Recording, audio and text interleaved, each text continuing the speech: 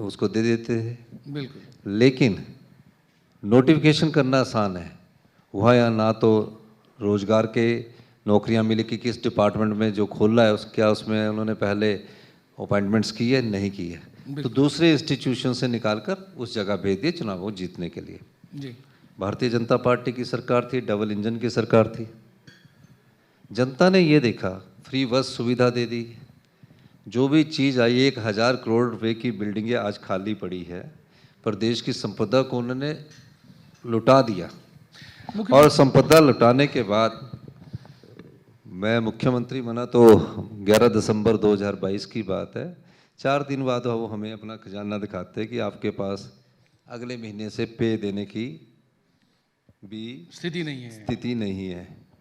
तो मैंने कहा हम कांग्रेस के लोग जीत गए, कांग्रेस की सरकार बन गई, अगर भारतीय जनता पार्टी की सरकार बनती तो क्या करते? कहते लोन लेते।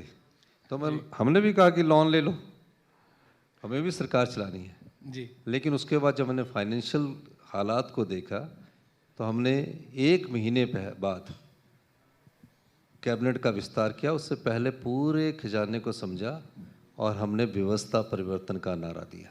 जी। व्यवस्था परिवर्तन हमारा पहला केंद्र बिंदु है, जिसने प्रदेश की ब्यूरोक्रेसी को भी और काम करने के तरीके को बदला। ये पहला कार्य है। बिल्कुल। एक फाइल रूटीन से चलती है, नीचे से जो लिखा होता है और 4-4 दिन तक घूमी रहती है। और उसका उदाहरण देना चाहता हूँ, 5,70,000 इंतकाल पिछले 3 साल में किया है। इस 31 मार्च तक पार्टीशन, दुरुस्ती और जो डिमार्केशंस है, डिमार्केशन में थोड़ा समय लगेगा लेकिन इन कामों को पूरा करने का ऑर्डर दिया है। ये आम आदमी से जुड़ा था, ये आम आदमी ने नहीं उठाया जी। आम आदमी की समस्याओं को समझना, उनका निराकरण करना ही व्यवस्था परिवर्तन है, नहीं तो मांग करके नहीं। तो आज आम आदमी खुश है। जो पटवारी उन्हें 5-5 चक्कर लगाता था जी, आज उसके घर जाके पूछता कि आपका इंतकाल तो नहीं है। और मैंने ये कहा है अगले 1 साल के अंदर मोबाइल के द्वारा ही रजिस्ट्री हो जाएगी और इंतकाल भी मोबाइल के द्वारा ऑनलाइन हो जाएगा। जी। इस दिशा में हम कार्य कर रहे हैं और कुछ जगह हमने तहसीलों में स्टार्ट कर दिया है। अच्छा मुख्यमंत्री जी, आपने देखा होगा कि हमारे आपने मुझसे 3 काम पूछे हैं, अभी जी, तो एक ही हाँ प्लीज प्लीज प्लीज आप बताइए। जी। दूसरा जी। जो हमारे प्रायोरिटी सेक्टर है, जी। व्यवस्था परिवर्तन, सिस्टम चेंज है। जी। फिर हमने प्रायोरिटी सेक्टर को आइडेंटिफाई किया। रूटीन के बजट से नहीं कार्य चलता है, ये कर दो, वो कर दो, ये कर दो। आपको फोकस होकर काम करना है। हमारा प्रायोरिटी सेक्टर में हेल्थ सेक्टर था, दूसरा हमारा एजुकेशन सेक्टर था, तीसरा हमारा रूरल इकोनॉमी था, चौथा हमारा टूरिज्म है, पांचवा हमारा डेयरी इंडस्ट्रीज है, सिक्स्थ हमारा एनवायरनमेंट है और सातवां हमारा हाइड्रो है। ये हमारी जो प्रकृति भगवान ने दी है जी, इस देवी देवताओं ने हमें जो निखारा, उसके अनुसार हमने योजनाएं बनाई स्टार्ट की। आईएएस ऑफिसर होते हैं, एकेडमिशियन होते हैं, बोलते ये क्या है, उनकी अपनी एक सोच होती है जी, हमारी अपनी एक सोच थी जी। तो शुरू में अड़चने आई, 3-4 महीने फैले घूमना, इधर उधर घूमना। मेरे एक स्वभाव में है कि मैं ऊपर से लेकर नीचे तक बात कर लेता हूँ जी। तो मैंने देखा ये तो काम नहीं चलने वाला ऐसे। तो हमने हेल्थ सेक्टर की मीटिंग्स की, इंटरेक्शंस किया हर जगह जी। और हमने जो हमारा प्रीमियम हॉस्पिटल है आईजीएमसी, उसमें 15-15 साल की अल्ट्रासाउंड मशीनें, एक्सरे मशीनें, एमआरआई अभी भी 19 साल की है। तो हेल्थ सिस्टम को कैसे ठीक करना है जी, कैसे हेल्थ को हेल्थ टूरिज्म के दृष्टिकोण से बढ़ना है। बिल्कुल। हमने आज पंजाब हरियाणा में किसी भी मेडिकल कॉलेज में रोबोटिक सर्जरी नहीं होगी, हमारे 5 मेडिकल कॉलेज में रोबोटिक सर्जरी है।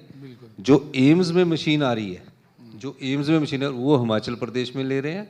और जो लैब है, जो अभी स्मार्ट लैब लगी है, अभी आपका टेस्ट होता है ना तो 3-4 सिरिंजें भर लेते हैं, पर फिर खून निकाल के एग्जैक्ट नहीं आता। कई बार वो रिपोर्ट गलत आ जाती है कि हाई ब्लड प्रेशर हो गया, शुगर होगी, और मेडिसिन देना स्टार्ट कर देते हैं। कई बार होता भी नहीं है, जी। लेकिन आपकी टेक्नोलॉजी के आधार पर आप उसको नहीं आंकलन कर सकते। जी तो हमने स्मार्ट लैब जो अभी एम्स में लगी वो अपने 2 मेडिकल कॉलेज प्रीमियम इंस्टीट्यूशन में लगा रहे हैं। क्वालिटी ऑफ मेडिसिन क्या होना चाहिए? पैरासीटामोल क्वालिटी की होगी तो 2 में ठीक हो जाओगे, और डॉक्टर 5 लिखेगा, 7 लिखेगा। इस दृष्टिकोण से नहीं सोचा गया। हमारी न्यूट्रिशन पॉलिसी क्या होनी चाहिए? ये पहली बार इंडिया की हम पहली स्टेट है जिसने न्यूट्रिशन पॉलिसी बनाई। बच्चे हमारे स्टंटेंट पैदा हो रहे, देखा आपने क्या खा रहे हैं यही नहीं पता अभी तक।